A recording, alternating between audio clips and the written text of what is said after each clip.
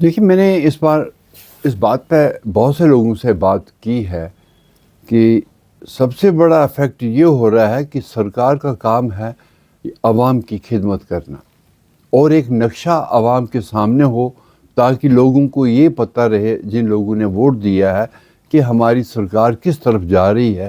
تو اس سے ہمارے جو قوم کی ڈیولپمنٹ، ہمارے ملک کی ڈیولپمنٹ، ان سب چیزوں پہ ایک بڑا اثر جو ہے وہ پڑتا ہے۔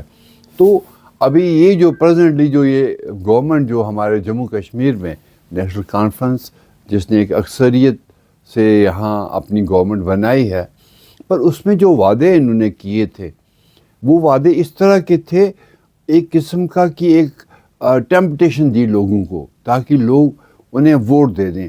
پر ان میں سے ابھی 1 سال سے اوپر گزر چکا ہے، کوئی ایسا وہ جو انہوں نے پبلک سے کمٹمنٹ کی تھی کہ اسے پورا کریں، وہ کہیں دکھ نہیں رہا ہے۔ ابھی جیسے انہوں نے فری 12 سلنڈر دینے کی بات کی تھی، بجلی یہ فری دیں گے، مطلب اور بھی ایسی طرح کی کئی چیزیں جو تھی جو انہوں نے وعدہ کیا تھا کہ ہم یہ دیں گے، پر وہ سب چیزیں جو ہیں وہ نہیں ہوئی۔ پر اب بات وہ نہیں ہے کہ انہوں نے وعدے کیے ہیں اور اب یہ کہہ رہے ہیں کہ ہم نے 5 سال تک ان سے یہ مانگا ہے، پر 5 سال کس نے دیکھے؟ ہر سال جو میں ابھی سوچ رہا ہوں کہ میرے پاس یہاں لاکھوں کی تعداد میں پڑھے لکھے بچے جو ہیں وہ ان امپلائڈ ہیں، تو وہ ہر سال اگر ان کو آپ نہیں ایک دیں گے آگے بڑھنے کے لیے یا زندگی سیٹل کرنے کی، تو وہ لوگ بالکل بیکار ہو جائیں گے۔ اور کیونکہ ہر سال مجھے جو لگتا ہے 10,000 آدمی اوریج ہو جائے گا، اور یہ کہہ رہے ہیں کہ ہم 5 سال تک، دیٹ مین ہر 2 سال کے بعد 3 سال کے بعد یہ 30-40-50,000 جو بچہ ہے ہمارا پڑھا لکھا وہ بیکار ہو جائے گا۔ بٹ اب میں نہیں کہہ رہا ہوں کہ سب کو نوکری دینے کا آپ وعدہ کر چکے ہیں، لیکن کوئی ایسا رستہ تو دکھائیے جو پڑھے لکھے بچے اس طرف جائیں۔ آپ یہاں پر کوئی ایسے انڈسٹریل یونٹ لائیں، یا ان کے لیے کوئی ایسی راہ دکھائیں کہ بچے اس کی اور جائیں اور اپنی روزمرہ کی زندگی جو ہے اس سے بتانے کے لیے انہیں مطلب جو اکانومی ہے ان کی بن سکے۔ پر وہ کہیں کچھ ہو نہیں رہا ہے۔ اس لیے اس سرکار سے جو یہ باتیں بہکی باتیں جو عوام میں کی ہیں ووٹ لیتے وقت، پر آج وہ چیزیں جو ہیں گراؤنڈ پر نظر نہیں آ رہی ہے۔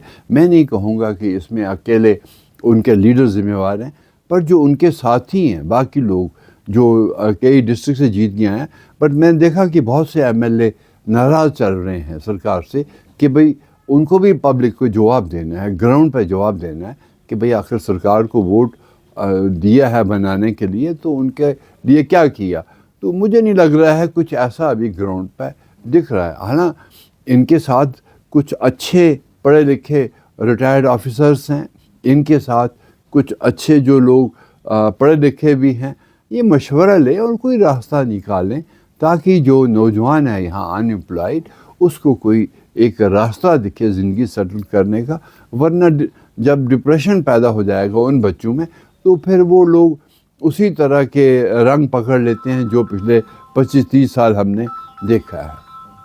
سرکار کو ہمارے جتنے بھی ایسے مطلب سکوپ ہے، جس میں چاہے وہ ٹورزم ہے، چاہے وہ ہینڈی کرافٹ ہے، اس میں کوئی راستے ڈھونڈیں تاکہ یہ جو پڑھا لکھا نوجوان جو ہے وہ آگے جا سکے۔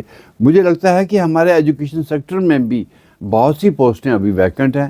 ہمارے بہت سے ہیلتھ ڈپارٹمنٹ دیکھیے، انجیکشن کرنے کے لیے بہت سے میڈیکل سینٹر پہ کوئی گنجائش نہیں ہے۔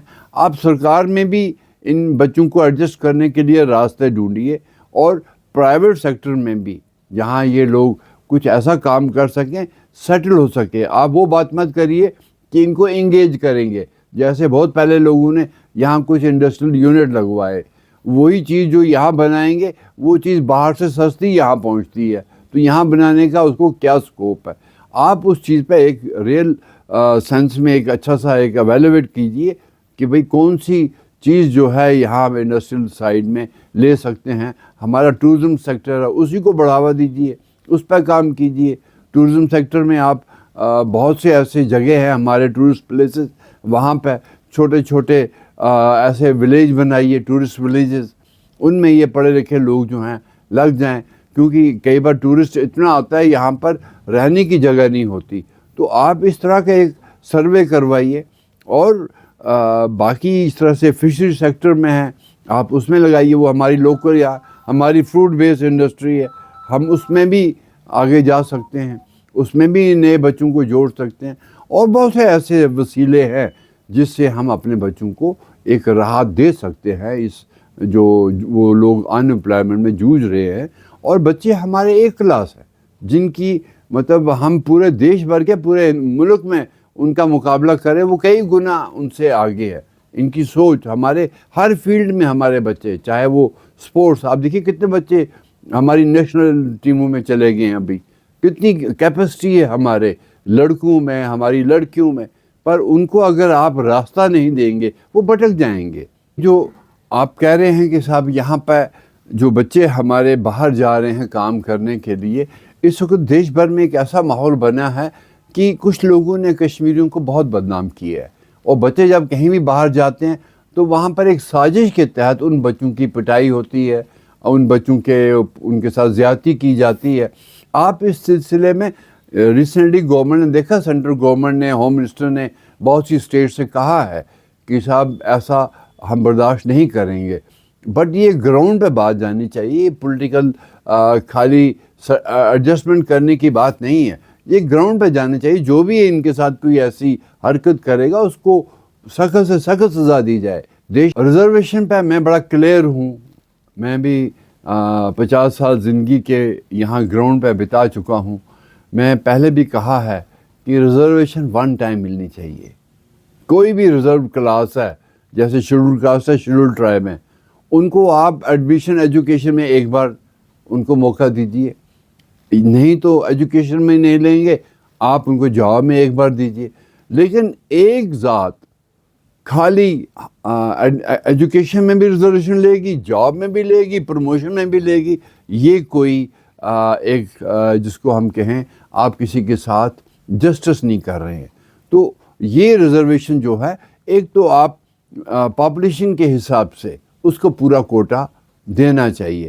اب دیکھیے سکھوں کے لیے میں نے کتنی بار بولا کہ ہمیں نیشنل مائنارٹی ایکٹ کے تحت یہاں لایا جائے, کیونکہ اور ہمارا حق ہے پورے دیش میں. لیکن 1000 بار میں یہ اپیل کر چکا ہوں, ہوم منسٹر سے مل چکا ہوں, اس کے علاوہ چیف منسٹر سے بات کی ہے, پر ہمیں ابھی تک وہ اس دائرے میں نہیں لاتے ہیں جو زیادتی ہے سکھ قوم کے ساتھ. اسی طرح سے باقی اور قوم ہے. میں تو یہ کہوں گا کہ اگر اس 80-90% پاپولیشن جو ہے وہ یہاں پر مسلم ہے, آپ کو جو اوپن میرٹ کوٹا ہے ان کو اسی کے پرسنٹیج سے اس میں ریزرویشن دیجیے. جو باقی ریزرو کلاسز ہیں, شیڈول کاسٹ ہے, شیڈول ٹرائب ہے, ایکچوئل لائن آف کنٹرول ہے, اور بھی پتہ نہیں بہت سے ایسی آپ لوگوں نے بنا دی ہیں. مجھے لگتا ہے کہ اس کو آپ بالکل لمیٹڈ کر دیجیے, اور لمیٹڈ کرنے کے پہلے آپ ان کو آپشن لے لیجیے. یہ ایک آپ ایسا کوٹا بنائیے ہر آدمی کے, آج آدھار کے ساتھ جڑ جاتی ہے ہر چیز, کہ صاحب کوئی بھی آدمی یا کوئی بھی ریزرو کیٹیگری والا ہے, اونلی ونس ان کو یہ اس کا فائدہ دینا چاہیے, ناٹ ایوری ٹائم.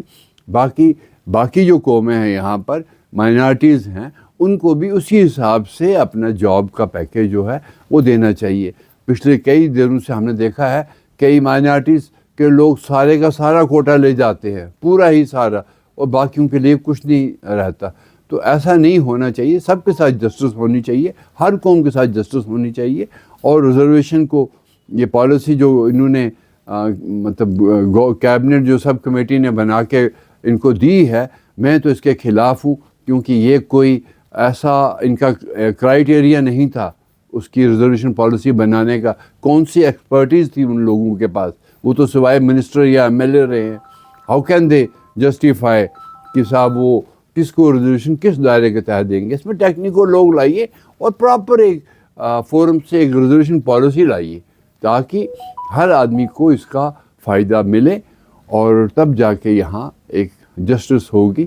ادروائز جیسے کئی لوگوں نے چیف منسٹر کے باہر روناللہ جو ممبر پارلیمنٹ ہے, انہوں نے باقی پولیٹیکل پارٹی نے پروٹیسٹ کیا تھا.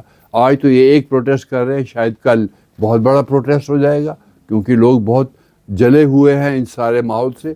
تو ایسا آپ ماحول نہیں پیدا کرنے دیں ہماری اس ریاست میں.